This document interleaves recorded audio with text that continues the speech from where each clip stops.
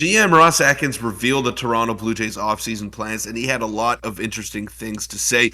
He acknowledged that a lot of last year's mistakes were on him, and he should have acknowledged them earlier on in his press conference. So that's a good start. But he also said that the Blue Jays are going to be in the market for a few middle of the order bats on the trade market, on the free agent market. So there's a lot of interesting pieces to be on the lookout for if you're a Blue Jays fan. So we'll break that down and much more on this episode of Jays Digest.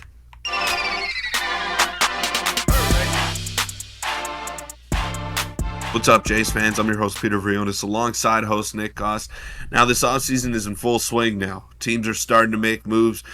Free agent rumors are swirling around the MLB. The winter meetings are right around the corner.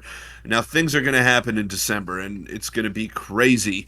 But things start to get brewing in November, and the Toronto Blue Jays have been in the thick of things for about a couple of weeks now, whether it be free agent rumors, whether it be trade market rumors, and there's a lot of legitimate pieces that they are out there on the market for, and a lot of pieces that they need to acquire as well, because the Jays are going to have some vacancies at third base, in the outfield, maybe in the starting rotation, so who knows, but they're definitely going to be aggressive players this offseason. Yeah, tons of news came out yesterday. Obviously, officially the offseason is, like you said, it's fully underway, and we're going to break all of it down. Before we do, quick reminder, hit the subscribe button. We're on the road to 10,000, and we notice a large percentage of you guys are not subscribed. But let's get into it. Ross Atkins revealed the offseason plans, and he actually gave a lot of interesting tidbits of information along with some targets. We're going to have to cover this throughout videos over the coming days because there's just so much to get into. But Peter, there's a couple of big news bombs that he dropped, and this is the first one, and this is from Ben Nichols saying Ross Atkins says Blue Jays are looking to upgrade their lineup with 1 to 4 bats this winter, and this is actually pretty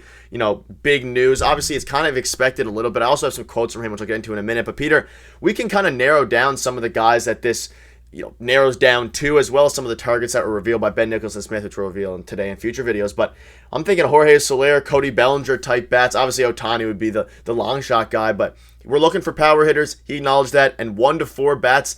He's set expectations very, very high before the offseason's really underway here. Yeah, and let me just clarify that for some people.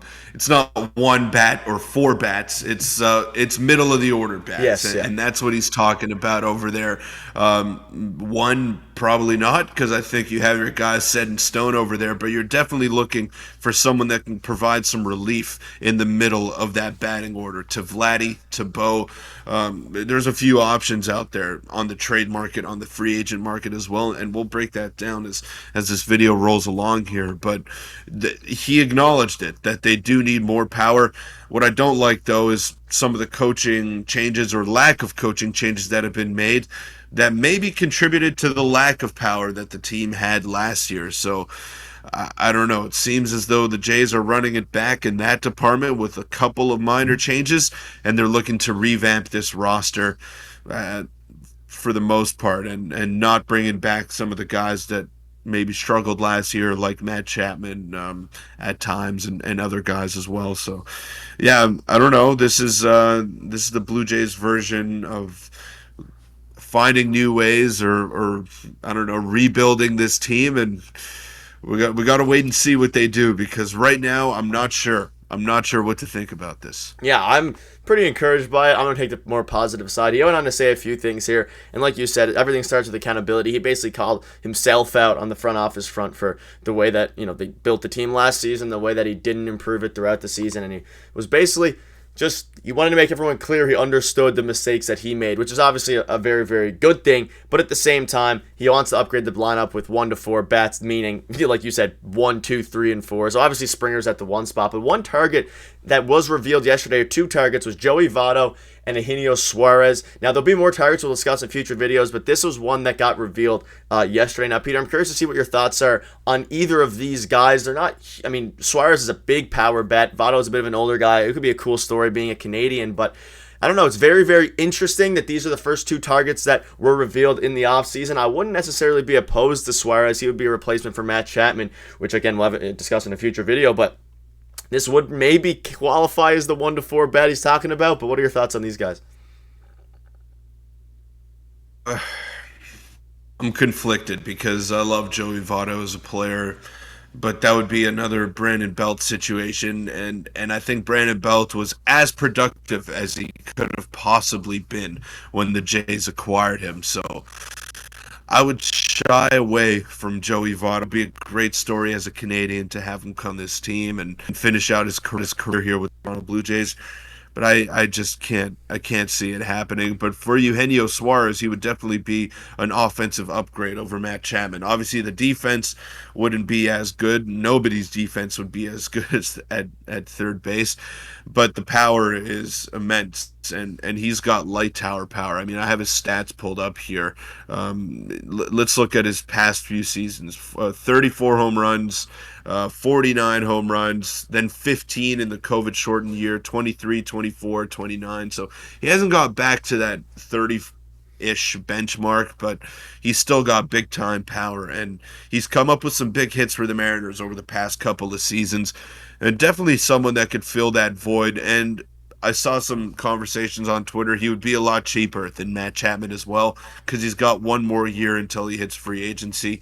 If I'm not mistaken here, yes, one more year until he hits free agency. So, um, much cheaper option, and someone that can fill that void better, if not, at the same level as Matt Chapman. Yeah, I'm hoping that we maybe can go for. I prefer Suarez over Joey Votto. Suarez obviously has a higher ceiling. He's not as good defensively, but he has light tower power, like you said. He obviously hasn't performed as well over the past couple of years with the power, but in general, I would prefer a guy like him as opposed to Matt Chapman. I think, given the offensive needs of the Blue Jays, as well as where they're standing currently with their financials and how much money they actually have to spend, which is about $30 million after everything's set in stone. But quickly touching on the coaching changes. Now, you briefly mentioned them. We do have some major coaching changes to discuss. We'll touch on them, and we'll get your opinion, and then we'll wrap it up. So, a lot of things went down. Our third base coach vacancy was filled with Carlos Feblis, formerly of the Red Sox. He is our new third base coach. We have Dave Hudgens, like we said, remains in the Jays organizations and will work out in the Players Development Complex in Florida.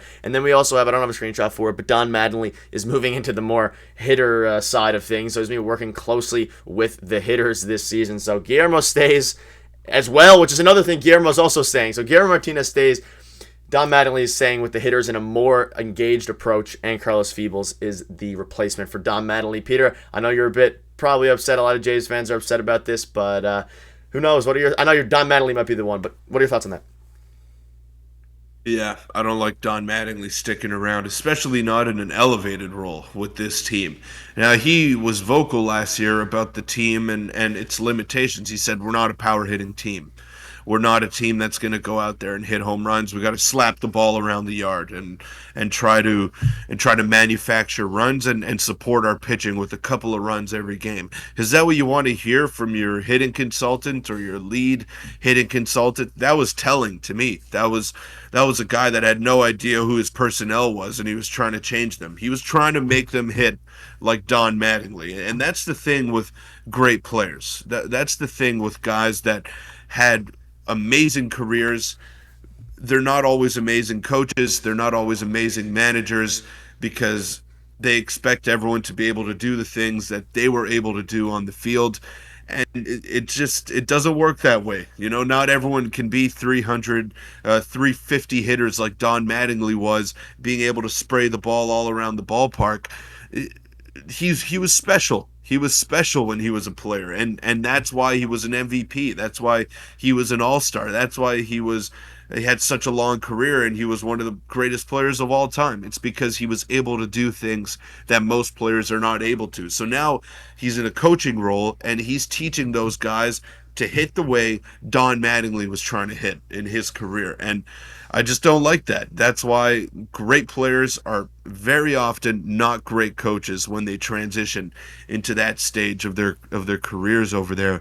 And I'm not a fan of this. I'm just not a fan of this. I love Don Mattingly as a player, as a person. He seems great, but keep him as far away from this team as possible. Hopefully someone gives him a managerial job somewhere else and the Jays don't have to deal with this. I don't think I'm as far on that end as you are, but I mean I understand the comments were pretty bad. But I don't know. I'm curious to see how much the offense changes next season, or if it was just the anomaly, or maybe it was Don Mattingly's fault, and we can all point the blame to him. But he's going to be back. Hudgens was moved, which is a sign in the positive direction, and then Guillermo is back as well, which is interesting. But again, he saw major success in 2021 when the Jays had one of the best offenses in baseball, so I can see why they brought him back. But that'll wrap up the video. Let us know what your thoughts are on Ross Atkins making these comments. Full effect. We're going to have tons of videos for you guys. Check out the video from yesterday on your screen right now. Thank you guys. We'll see you tomorrow or later today.